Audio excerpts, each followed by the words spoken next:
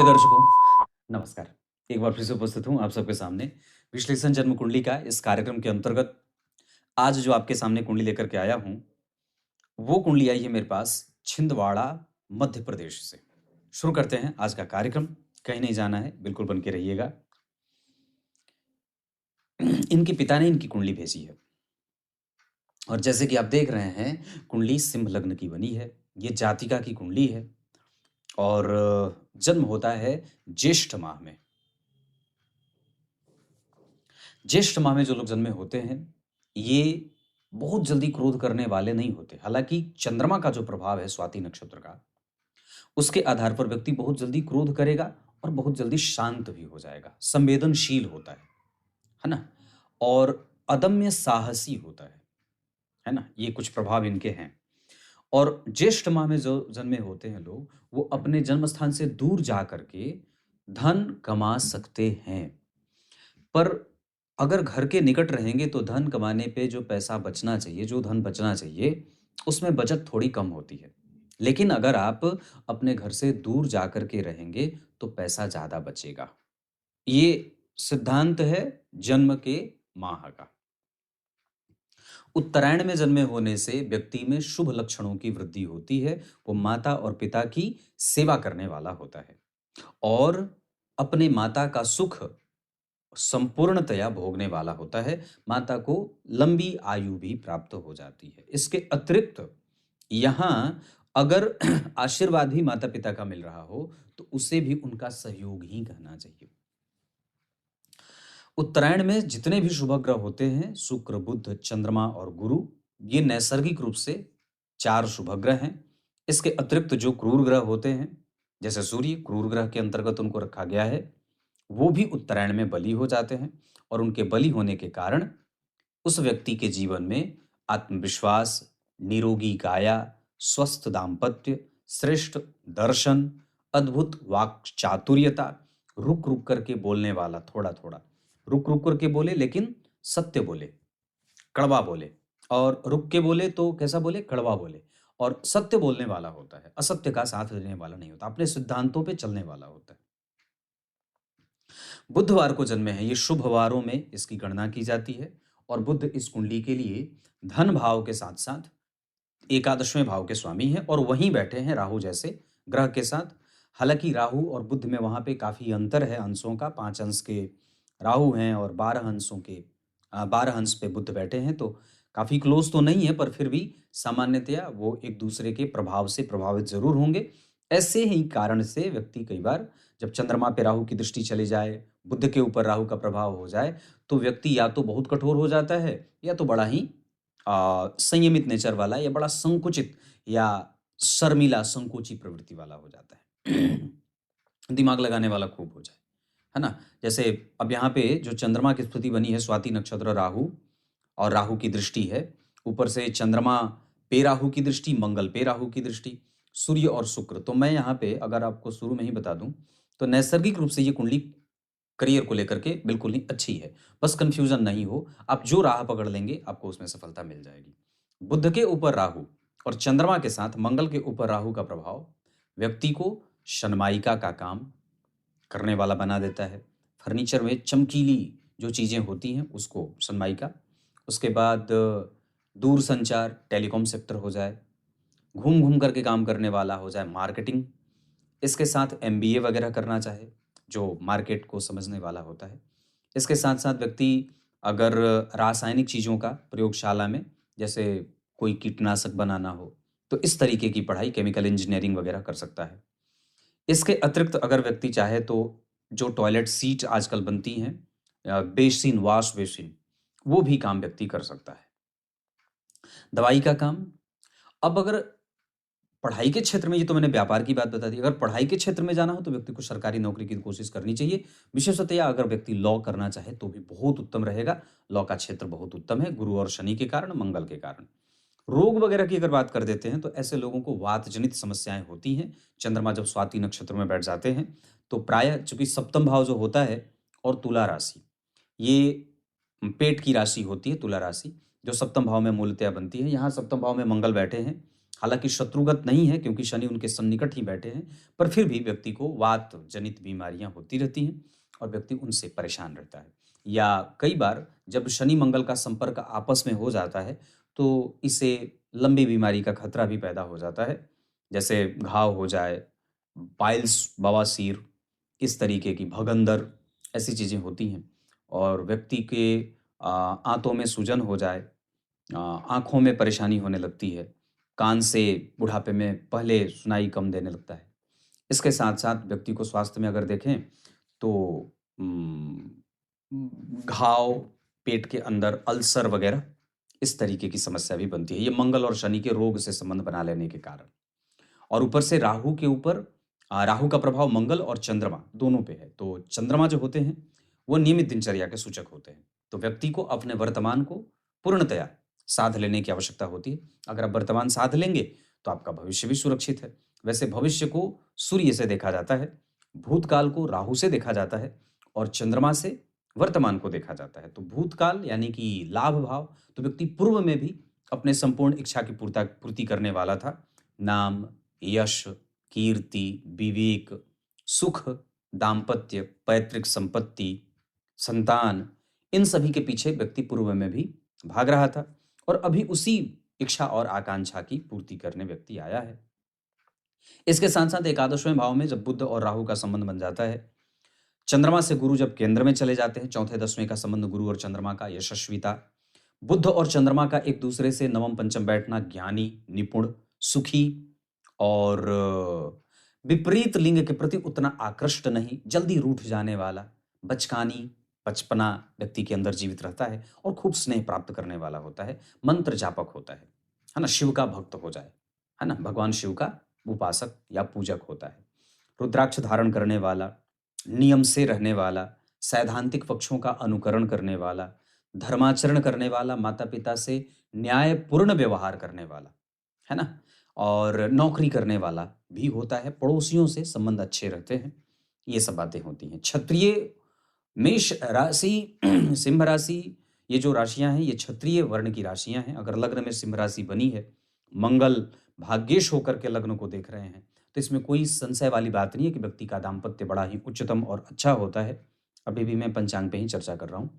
और मंगल लग्न को देख लेते हैं तो वैसे भी व्यक्ति क्षत्रियाणी हो जाता है, छत्राणी, क्षत्रियाणी नहीं छत्राणी हो जाता है, क्षमा करें, तो छत्राणी हो जाता है। मजबूत इच्छा शक्ति, बिल्कुल भी किसी से समझौता ना करना और बड़ों का आदर करना और सबका समादर करना, ऐसा ऐसा हो जाता है। तो कहने का अर्थ यहाँ पे ये था, बुध आपकी कुंडली में स्वग्रही हैं और अच्छा बैठे हैं, कोई खराब नहीं बैठे हैं, अपनी राशि का ग्रह खराब नहीं होता है। हाँ, ये थोड़ी सी कमजोरी जरूर है कि उन पे किसी भी शुभ ग्रह की कोई दृष्टि नहीं है, इस कारण से कभी कभी परेशानी होती है। लेकिन एक अच्छी बात यह है कि कम से कम वो राहु के संग होकर के आपको दिमागदार बना रहे हैं। शुक्ल पक्ष में जन्मे होने से व्यक्ति सुखी, नैसर्गिक रूप से सुखी होता है, उसमें उसका स्वभाव खुश रहने वाला है।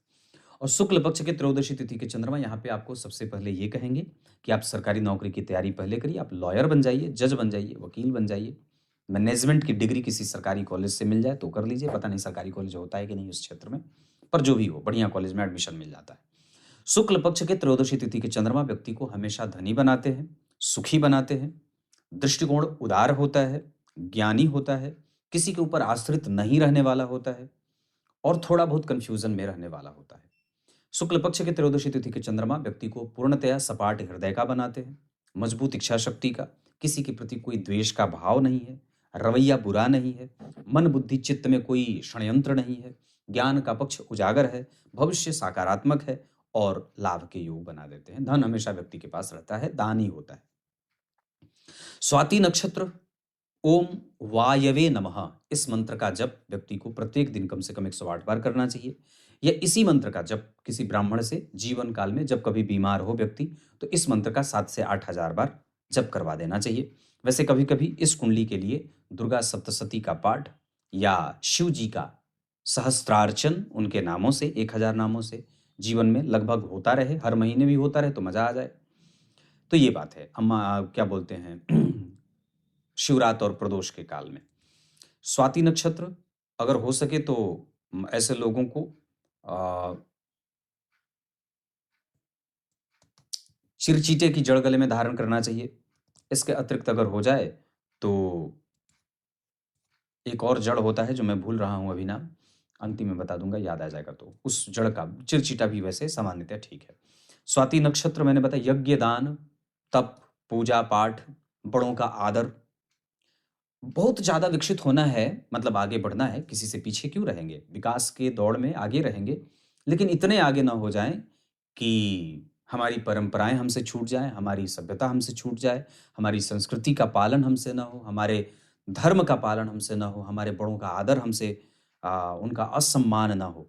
तो हमें इतना आगे बढ़ना है, हम उतने आगे रहें कि हम अपने माता और पिता की सेवा कर सकें और उनसे उनके संपर्क में हमेशा रह सकें, और कभी भी आ, घबराने की कोई आवश्यकता नहीं है, कुंडली आपके साथ खड़ी है। शूद्र वर्ण और देवगण है, इस वजह से विवाह तो कोई दिक्कत वाली बात नहीं है, पर यहाँ पे पति जो हो वो पूजा पाठ करने वाला हो, इसकी कोई विशेष गारंटी नहीं दे सकते। वो काम काज करने में मशगूल मस्त और सरकारी क्षेत्रों से साफ लाभ लेने वाला, विवाह का संपूर्ण सुख प्राप्त करने वाला। और इस कुंडली में आप जब देखेंगे तो एक बड़ी अच्छी बात क्या है कि नवमांसा चक्र में भी सूर्य और शुक्र दशम स्थान में ही बैठे हैं, और जो स्थिति बनी है गुरु और बुध की, वो गुरु लग्न कुंडली में भी त्रिकोण के अधिपति होते हैं और नवमांश कुंडली में भी केंद्र के स्वामी होते हैं। इतना ही नहीं, जो राहु की स्थिति बन रही है वो नवमांश चक्र में बहुत अच्छी बन रही है, और ये बात कही जा सकती है कि राहु जातक के विवाह को साहस और बल भरने वाला होगा। ये कुंडली सप्तम भाव के मंगल के होने के कारण लग्न चक्र में, और नवांश कुंडली के अष्टम भाव में बैठने के कारण मंगलिक होगी। चंद्र चक्र से कुंडली मंगलिक नहीं है, पर लग्न चक्र से मंगलिक होगी कुंडली। गुरु और शनि का छठवें भाव में बैठना व्यक्ति को दृष्टिकोण, उदारवादी, धर्म का पालन, पुराणों का अध्ययन ऐसा करने वाला बना देते हैं। अब आपको यहां से आगे बढ़ के बताऊं, लग्न का मान 19 अंश का बना है, ये बहुत ही प्रबुद्ध लग्न होता है। जन्म कुंडली में चंद्रमा 14 अंश के हैं, उसके बाद सूर्य शुक्र 19 अंश पे हैं, हालांकि वहां पे शुक्रदेव का बल ज्यादा बढ़ेगा, फिर भी दिग्बली ग्रह बलवान हो जाता है। तो शुक्र वहां पे 19 अंश 44 कला पे हैं। तो युद्ध की जब स्थिति बनती है तो जो ग्रह समान अंश पे हैं, शुक्र भी 19 अंश के और शुक्र भी सूर्य भी 19 अंश पे, लेकिन जब युद्ध की स्थिति बनेगी तो वहां ग्रह युद्ध में शुक्र जो है वो अस्त हैं, तो अस्त होने के कारण और वक्री होने के कारण उनका बल कमजोर होगा। अंश कला विकला में शुक्र की स्थिति ज्यादा बड़ी है, वो ग्रह युद्ध में जीत रहा था। कला एक ही अंश पे, समान कला पे, समान अंश पे जब ग्रह विराजमान हो जाते हो, और खास करके सूर्य के, तो सूर्य के सन्निकट आने से शुक्र का बल वहां कमजोर हो जाएगा, या वो अस्त हो जाने और वक्री से दोष से युक्त होने के कारण व्यक्ति के जीवन में पाचन तंत्र की गड़बड़ी और कई बार करियर को लेकर के थोड़ा बहुत कंफ्यूज रहता है, या पिता जो होते हैं वो कंफ्यूज होते हैं, पिता स्वयं बहुत ज़्यादा चिंतित स्वभाव वाले होते हैं, बहुत ज़्यादा बेचैन, घबराहट या जल्दी ही परेशान हो जाने वाली स्थिति पिता की होती है, क्योंकि वो पिता का ही भाव होता है। तो वहाँ पे अनुभवों की कमी जो आएगी वो बच्चे के अंदर वो पिता से आएगी। तो जो घबराहट, जो बेचैनी, जो चरपराहट, बेचैनी, परेशानी होगी पिता से, मतलब जो कुछ थोड़े बहुत दुर्गुण आ सकते हैं वो पिता से आ सकते हैं, इस वजह से वहां पे सावधान रहना होगा। इसके अतिरिक्त अगर मैं बात करूं तो गुरु 2 अंश के हैं, वक्री बहुत ज्यादा ग्रहों का होना है घर कुंडली में कमजोर माना जाता है। बहुत सारे ग्रह वक्री हैं, जैसे 3 ग्रह वक्री हो गए जन्म कुंडली में, एक तो गुरु, दूसरे शनि, तीसरे शुक्र, 3 ग्रह वक्री हैं। और इसमें से आप जब विचार करेंगे तो गुरु का वक्री होना 2 अंश का और शनि का वक्री होना 7 अंश का, ये दोनों ही इनको काफी हद तक शिफ्ट करेंगे जन्म कुंडली के पंचम भाव की तरफ। तो जब जन्म कुंडली के पंचम भाव की तरफ शिफ्ट करेंगे तो कहीं ना कहीं थोड़ी बेचैनी भी आएगी, क्योंकि फिर वो ग्रह 2 भावों से प्रभावित होता हुआ परिणाम करेगा।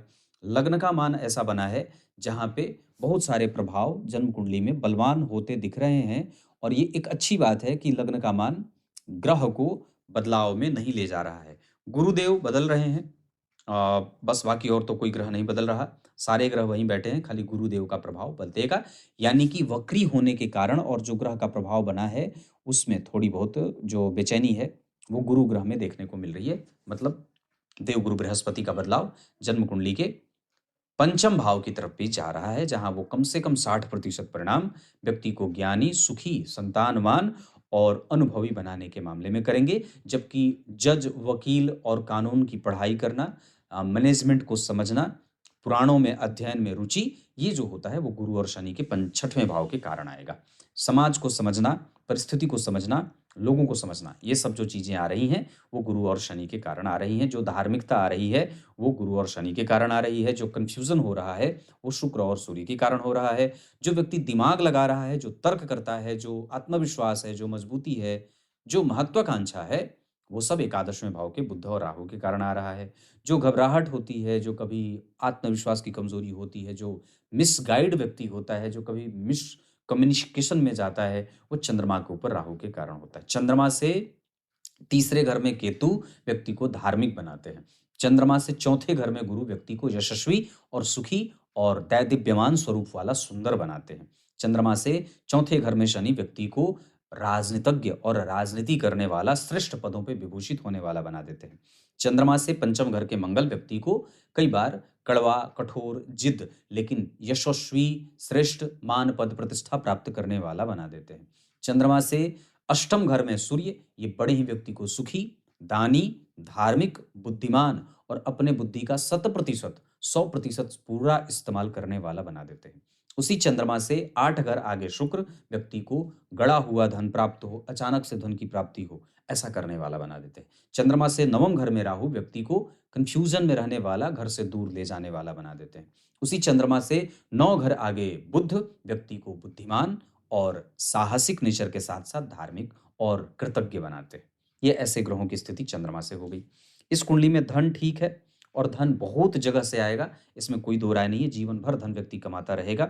जो क्षेत्र मैंने कहा है उस क्षेत्र से सफलता व्यक्ति को मिल जाएगी। बस करियर में जो कुछ भी चुनना है, आप इसमें से जो मैंने बताया है उसमें से कोई भी आप अगर विषय चुन लेते हैं तो आपको लाभ हो जाएगा। चतुर्थ स्थान की स्थिति, अपने भाव से चौथे घर में मंगल बैठे हैं। राहु से चतुर्थ भाव के स्वामी जब दृष्ट हो जाते हैं तो माता को रुग्णता देते हैं, या माता को कंफ्यूज करते हैं, या माता को छोटी मोटी बीमारियां, या कई बार उनको लगातार दवाइयां चलती रहें, ऐसा दे देते हैं। लग्न के अधिपति दशम स्थान में, ये लक्ष्मी योग होता है। धन भाव के अधिपति लाभ भाव में, ये ऐसे ही धनवान योग, बहुत बढ़िया योग बन जाता है। सूर्य का दशम स्थान में बैठना, लग्न का अधिपति लग्नेश केंद्र में हो जाए तो इससे और भी अच्छी बात क्या हो सकती है। गुरु से दृष्ट हैं तो चरित्रवान भी बना देते हैं। हाँ, ये बात जरूर है कि हमें और भी ज्यादा सत्कर्म करने की आवश्यकता है। हमारे पूर्व जन्म के कृत्य उतने अच्छे नहीं थे, क्योंकि गुरु वक्री हैं। पंचम भाव से संबंध है, 6वें भाव से संबंध है, पर केंद्र के किसी भी भाव से संबंध नहीं बन रहा है। दृष्टि बन रही है, लेकिन कहीं ना कहीं तो केंद्र में देखेंगे ही। इस कारण से हमें ये बात याद रखनी होगी कि हमें अपना सत्कर्म और बढ़ाना है। गाय की सेवा, यज्ञ, घी का दान, काले तिल का दान, नदी, कुआं, तालाब, पोखरा, इन सब की सफाई, गाय की सेवा, ब्राह्मणों की सेवा, ब्राह्मणों को ऊनी वस्त्र, ये सब दान करना चाहिए। ये मैं नक्षत्र के आधार पर दान बता रहा हूँ। स्वाति नक्षत्र में दान बहुत उत्तम रहेगा। आर्द्रा नक्षत्र भी ठीक है, वैसे सामान्य नक्षत्र होगा इस कुंडली के लिए। रोहिणी अच्छा है, उत्तराषाढ़ा अच्छा है, इसके साथ पुनर्वसु, श्रवण और ये सब नक्षत्र, अनुराधा, ये नक्षत्र अच्छे हैं कोई भी काम करने के लिए। मित्रता इस कुंडली के लिए धनु, मेष और सिंह वालों से करें। शत्रुता न करें कर्क, कन्या और कुंभ वालों से।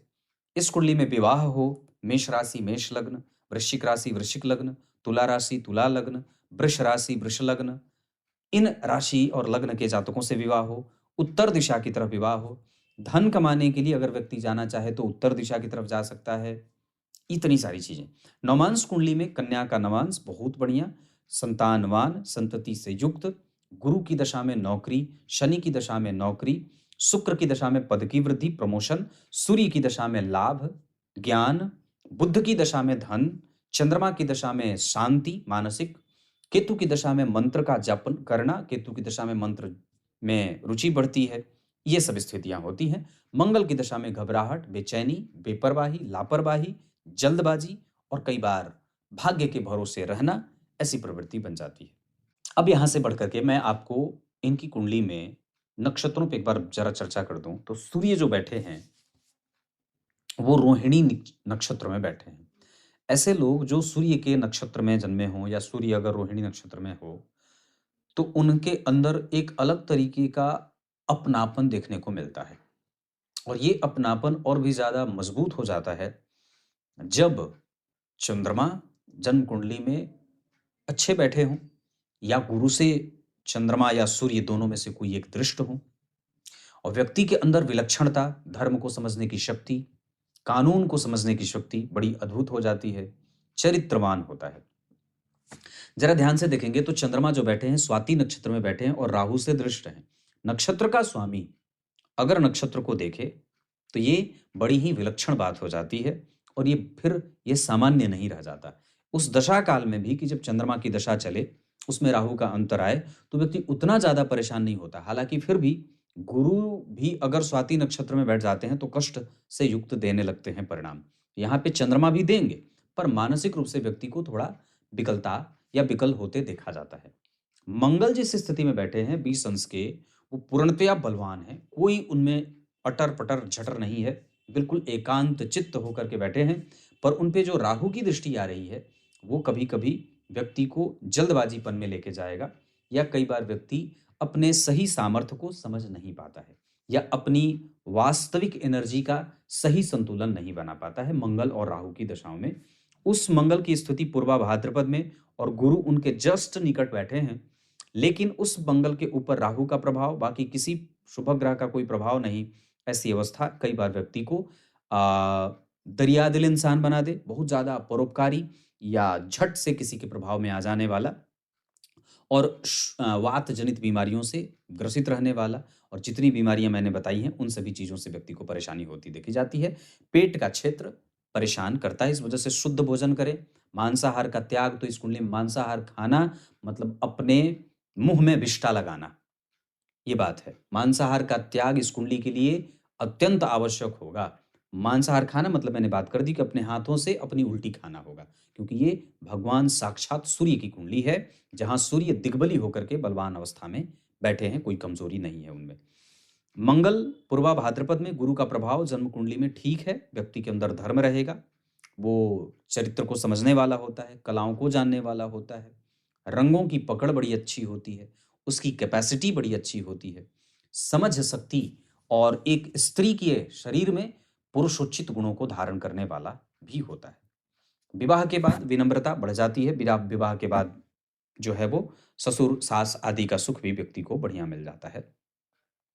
बुध जिस स्थिति में बैठे हैं 12 हंस के आर्द्रा नक्षत्र में राहु के संग, और किसी भी ग्रह से दृष्ट नहीं है, इस वजह से राहु और बुध का प्रभाव जातक को दिमागी बनाएगा। मतलब जल्दी रूठ जाए, जल्दी बुरा मान जाए, जल्दी ही अकड़ जाए, जल्दी ही ऐसा वाला जो भाव होता है, तो ये बुध के कारण आएगा। गुरु जो बैठे हैं उत्तराषाढ़ा नक्षत्र में, उनका प्रभाव जातक को बड़ा ही विलक्षण बनाएगा, धर्म के मामले में, प्रतियोगिता के मामले में, समझदारी के मामले में, मित्र और शत्रु को पहचानने के मामले में। तो इस मामले में गुरु का प्रभाव बहुत उत्तम रहेगा और व्यक्ति के सैद्धांतिक प्रभावों को वृद्धि में रखने वाला होगा। शुक्र जो हैं वो जन्म कुंडली में व्यक्ति को स्वभावगत बड़ा बढ़िया बनाएंगे और सांसारिक सुख देंगे, अनुभव देंगे, अच्छा पद देंगे। शुक्र की दशा में व्यक्ति के पद की वृद्धि होती है। शनि का जो प्रभाव है वो आपकी कुंडली के आधार पर जन्म कुंडली में नौकरी देना, प्रतिष्ठा देना। शनि का जो प्रभाव बना हुआ है उसके आधार पर व्यक्ति कई बार अपने से बड़ों को भी नाक रगड़ने पे मजबूर कर दे या विवश कर दे, अपने ज्ञान, अपने जिद के कारण। ये शनि के कारण आएगा। जो आलस्य आएगा, और जब आप कभी उसको कहेंगे कि तुम समय पे जागो, तुम समय पे सो, तुम समय पे अपना काम करो, माता पिता कहेंगे, तो व्यक्ति जिद पे अड़ जाता है, या उसको जब पता रहे कि उसको क्या करना है वैसे ही करता है, उस पर किसी का हस्तक्षेप उसको जिद्दी बना सकता है। तो ये है बात शनि की। राहु और केतु आपकी कुंडली में ठीक बैठे हैं, मैं उन्हें खराब नहीं कहूंगा। पंचम भाव पे केतु उतने अच्छे परिणाम नहीं देते, वो कई बार व्यक्ति के एजुकेशन में बाधाएं डालने का काम करते हैं। कुंभ का दशमांसा बनना, लग्नेश दशम स्थान में, मंगल जन्म कुंडली के दशम भाव के अधिपति, दो केंद्रों के अधिपति दोनों केंद्र में, और दोनों एक दूसरे को देख रहे हैं। अगर करियर को सेटल डाउन करना है तो सही और मजबूत निर्णय लेना होगा, नहीं तो यहाँ के सूर्य और शुक्र और यहाँ गुरु और शनि जो वक्री हुए हैं, ये नौकरी और देखिए जरा, तो दशम स्थान जो होता है वो छठवें स्थान का पांचवां होता है, और जो छठा स्थान होता है वो 10वें स्थान का या नवम पंचम का दोनों संबंध है, और दोनों ही ग्रह दोनों ही जगह कंफ्यूज होके बैठे हैं। यहाँ पे शनि सूर्य, शनि, शुक्र सूर्य, यहाँ पे गुरु शनि, तो दोनों में ही कहीं ना कहीं एक भ्रम सी स्थिति बन रही है। दोनों वक्री हैं और दोनों ही स्थिति में कमजोर हैं। इस वजह से अगर हम बहुत अच्छे तरीके से अपने आप को पद पे प्रतिष्ठापन बनाना चाहते हैं, आरंभ में कोई भी नौकरी मिल जाए तो बिल्कुल व्यक्ति स्वीकार कर ले, किसी के अंडर में ट्रेनिंग लेना हो बिल्कुल व्यक्ति कर सकता है। तो ये सब चीजें, क्योंकि दशमांशा चक्र में लग्न में चंद्रमा जो छठवें भाव के स्वामी है, लग्नेश दशम स्थान में, और जन्म कुंडली के छठवें भाव में गुरु शनि, यहाँ भी छठवें भाव के स्वामी छठवें भाव में, यहाँ पे छठवें भाव का स्वामी लग्न में, यहाँ पे छठवें भाव का स्वामी जन्म कुंडली में कहाँ बैठ रहा है, सप्तम स्थान में बैठ करके लग्न को, तो लग्न से कहीं ना कहीं संबंध छठवें स्थान का बन रहा है। तो संघर्ष है, एक बार में सफल ना हो, 2 बार में ना हो, 3 बार में ना हो, पर होंगे जरूर, ऐसा याद रख लेना चाहिए। दशमांशा चक्र में बुध का भाग्य भाव में बैठना बहुत उत्तम होगा, बुध की दशा में व्यक्ति को लाभ मिले। शुक्र और सूर्य की दशा में व्यक्ति को प्रमोशन मिल जाए, मंगल की दशा में व्यक्ति को काम करने की शक्ति बढ़ जाए, जल्दबाजीपन बढ़ जाए, शनि की दशा में व्यक्ति का अनुशासन बढ़ जाए और थोड़ा आलस्य भी हो जाए, चंद्रमा की दशा में व्यक्ति को नौकरी मिल जाए, नौकरी का प्रभाव बढ़ जाए, व्यय थोड़ा बढ़ जाए, ये सब चीजें होती हैं। अब ग्रहों से ग्रहों का संबंध देखते हैं। तो जन्म कुंडली में गुरु और शनि बैठे हैं। सिंह लग्न की कुंडली के लिए पंचम भाव के स्वामी और अष्टम भाव के स्वामी होकर के विपरीत राजयोग बनाएंगे देवगुरु बृहस्पति, और छठवें भाव के स्वामी होकर के छठवें भाव में बैठ करके विपरीत राजयोग बनाएंगे शनिदेव। तो 2 ग्रह जन्म कुंडली में विपरीत राजयोग बना रहे हैं। भाग्य का स्वामी जन्म कुंडली के सप्तम में बैठा है, मंगल लग्न को देख रहा है, तो ये भाग्यशाली योग हो जाएगा। लाभ का अधिपति लाभ में बैठा राहु के साथ कई जगह से धन देता है और कई बार व्यक्ति को उत्कृष्ट सफलता वाला भी बना देता है। शुक्र और सूर्य सिंह लग्न की कुंडली के लिए दशम स्थान के अधिपति और तीसरे भाव के स्वामी होकर के शुक्रदेव बहुत अच्छे भाव के स्वामी नहीं होते, क्योंकि तीसरा भाव पापक भाव होता है, निष्ठ भाव होता है, रिष्ट भाव होता है। लेकिन उसके अधिपति जब दशम में बैठेंगे तो कम से कम व्यक्ति अपने पैरों से चल करके अपनी सफलता तय करता है, अपनी मेहनत से सफलता तय करता है, और वो किसी के भरोसे नहीं होता। इतना ही नहीं, वो व्यक्ति अपने माता और पिता की खूब सेवा करने वाला और माता और पिता को धन दे करके उनका भरण पोषण करने वाला भी होता है, उनकी सुरक्षा करने वाला होता है, उनके सन्निकट ही रहता है, बहुत ज्यादा दूर नहीं जाता। लेकिन दूर जाएंगे तो पैसा बचेगा। ये बात मैंने इतनी कही है। अब आगे बढ़ के अगर मैं बात बताऊं तो चंद्रमा के बारे में चर्चा करते हैं। चंद्रमा यहाँ तुला राशि के बैठे हैं और यहाँ पे चंद्रमा कुंभ राशि के। चंद्रमा की दशा में व्यक्ति को यश, मान, पद, प्रतिष्ठा, संतान, ज्ञान की प्राप्ति होगी। ये सब मिला जुला रहेगा। मंगल जन्म कुंडली में कुंभ राशि में नवमांसा कुंडली में लाभ देते हुए दिखाई दे रहे हैं। इसका अर्थ होगा कि मंगल की दशा में व्यक्ति को कुछ और काफी हद तक उसके इच्छाओं की पूर्ति भी होंगी। भवन, भूमि, वाहन का सुख आदि भी प्राप्त हो सकता है। दाम्पत्य का सुख, पत्नी से लाभ, पति से लाभ व्यक्ति को मिलता है। बुध जन्म कुंडली में लग्न कुंडली में मिथुन राशि में नवमांसा चक्र में जाकर के बैठ रहे हैं मकर राशि में। बुध की दशा में वात, पित्त और कफ और कई बार मानसिक भ्रम, गलत निर्णय, गलत लोगों की संगति, मित्रों से नुकसान, ये बुध की दशा में हो सकता है। अंतर प्रत्यंतर सूक्ष्मांतर प्राणांतर तक की बात करता हूं।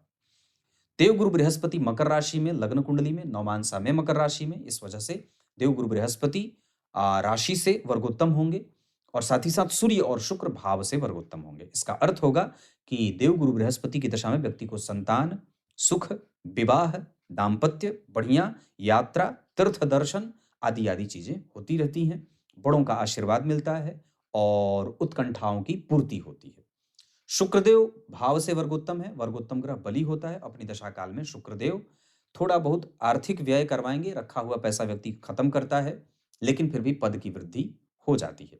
शनिदेव मकर राशि में नवमांश चक्र में मीन राशि में जा रहे हैं। उनकी दशा काल में थोड़ा बहुत लाभ और थोड़ी बहुत हानि। मानसिक तो नुकसान नहीं होगा, पर आर्थिक रूप से और क्या बोलते हैं कि शारीरिक रूप से शनि की दशा में हानि हो सकती है।